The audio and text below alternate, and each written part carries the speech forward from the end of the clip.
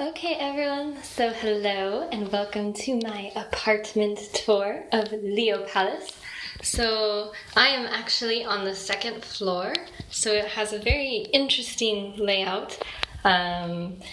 You enter here and kick your shoes off. There's shoe storage right here, very convenient. And then, yeah, mailbox. Shoes off. I keep that there to remind myself. And then you go up this very treacherous, very narrow stairway, which I'm sure I'm going to fall down at some point in time. And you get to the landing, and there is pretty much your kitchen, which is kind of a little bit oddly separated, but you have your fridge, which is pretty much a good size for at least one person. So everything you need there, and then freezer, which I wouldn't say I use too much of, but it does have a freezer. And then microwave, little reminder for me to take out my trash. And then toaster and kettle I bought by myself. They didn't come with the apartment, but the fridge and the microwave did. One benefit of living on the second floor is that you get this extra handy space for whatever you need. These are all my Amazon boxes. I only have a bike, so I bought some bigger items off of Amazon, like a vacuum and a Swiffer, but this is currently where I'm sorting through all of my recycling, which I now can sort very well, but have not yet figured out how to throw it away because they only come every 3 months, so bummer. And then this is the kitchen, so trash, storage, obviously not a massive kitchen. It has a vast amount of counter space, as you can see. So you can do all your cooking here. Sink, a little bit of extra storage, which I've hit my head on multiple times while washing dishes. But a little bit of extra storage there. I'm just drying out some recycling right now, but 2 stovetops. And there's a fan, light, pretty much everything you need, except if you really enjoy cooking, then this kitchen might be slightly disappointing, but it certainly is functional. And there's a lot of storage in this apartment, so these are all my extra bags and then some pots and pans. So for one person, definitely enough room. Okay, so now we will go in between the fridge and the kitchen-ish, whatever this space is, and this is the laundry room, toilet, shower room thing. So there's storage here for maybe extra stuff from the pantry. I've got extra towels down here, things like that. Quaker oatmeal that I brought from home, just in case they didn't have it here, but they do. This is my washing machine.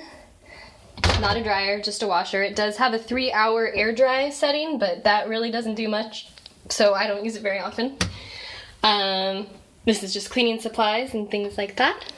Then we've got our Japanese toilet room that's maybe not as fancy as some Japanese toilets might be, but it is at least smart in that when you flush, the water fills up, the water that fills up the bowl, you can wash your hands there, and it's kind of a useful conservative way to use water.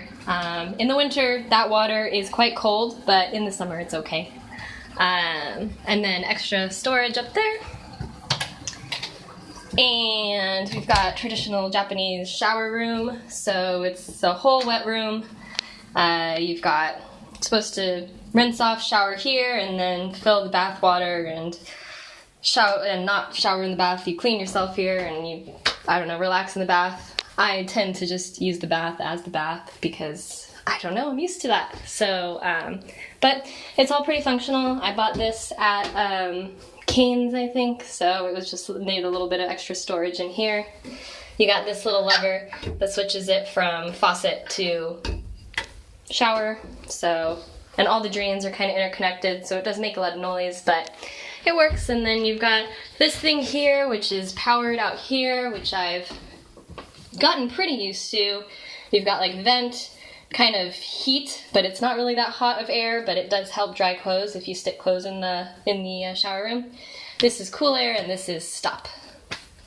I have done the same thing with the washer, in that I did actually leave a label here to kind of translate what everything was, because I was tired of having to look it up every single time. So kind of took the lazy approach on that one and didn't really learn my Japanese.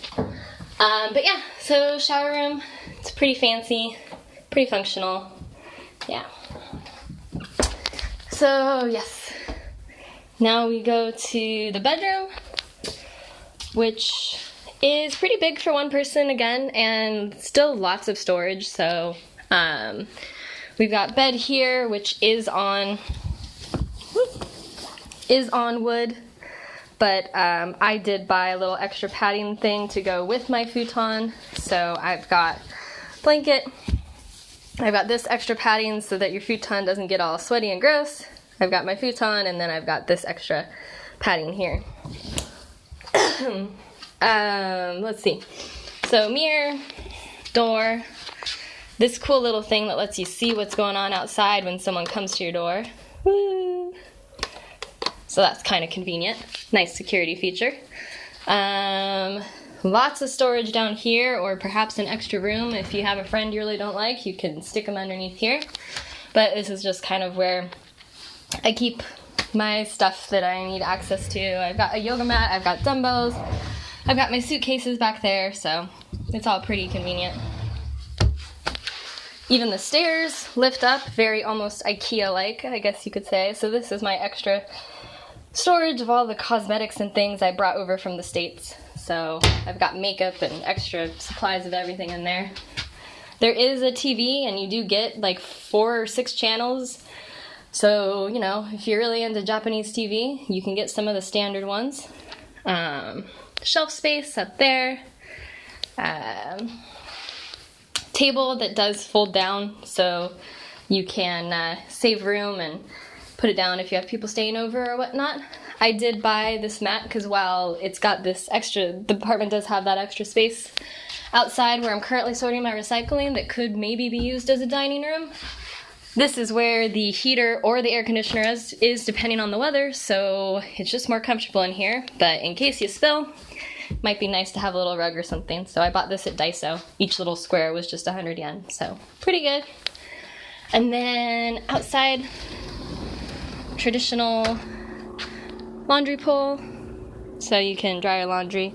It's not a balcony, it's just a window, so I kind of hang out there and put my clothes to dry. This is a bug zapper thingy. I don't know if it works or not. I don't know, I haven't seen any bugs, so maybe it does work, I'm not sure. And then we have the closet. So, pretty big closet.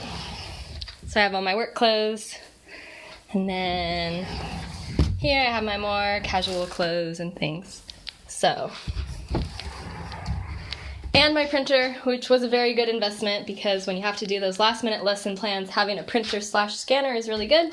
I bought it secondhand off Amazon, so it was pretty good.